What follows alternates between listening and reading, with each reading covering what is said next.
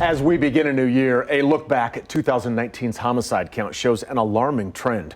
148 people lost their lives in Kansas City. KCTV5's Betsy Webster is taking a closer look at that number and just how high it is. I just started to keep track with... The door of UMKC criminal justice professor Ken Novak's office is covered in Post-it notes.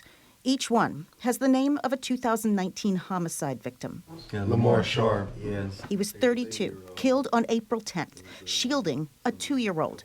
Leaders with Ad Hoc Group Against Crime know every name. They were outside, family barbecue, just having a good time, and some folks just started shooting at them. The names do matter, but from a research standpoint, so do the numbers. Here's a look at KC's population-adjusted murder rate since 1970 compared to the national average. Last year is not the highest for KC, but it could very well be the biggest divergence from that national number.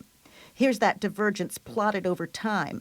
The 2019 national numbers aren't out yet, but assuming they stay close to the year prior... By my calculations, Kansas City's homicide rate's about 6 times higher than what the national rate is. Which he says would be a record high split. Comparing cities is tricky business because there are so many variables involved. But let's consider Chicago, 500 miles to our north, simply because it's had such a reputation over the years as the murder capital of the nation.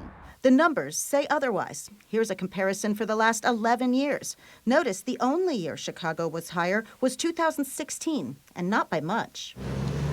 Meanwhile, Chicago is now getting positive press for a drop in their homicide rate for 3 years running. Novak hasn't done the research on why, but he says police, here and elsewhere, need evidence-based solutions and should think about crime like the flu virus. It changes every year, and the next year's vaccine should change accordingly. Crime prevention strategies need to constantly be reevaluated, need to see exactly what worked last year, what didn't work last year, and try to tweak it so that it's more effective in the upcoming years. One thing that hasn't changed is what Ad Hoc's Damon Daniel recognized looking at the names on the door. Part of it for me is the faces that come to mind. And the fact that 67% of those that we lost last year look like me, African-American males. It's not new to suggest more opportunity for a livable wage, better education, and so on. But both men agree any solution needs to involve collaboration that goes beyond just one or two groups. Not, yeah, we talked to so-and-so and we consulted with so-and-so. It's meaningful collaboration across a variety of partners, both governmental as well as the business community and non-for-profits. And that's part of the issue here in Kansas City, is that things are siloed.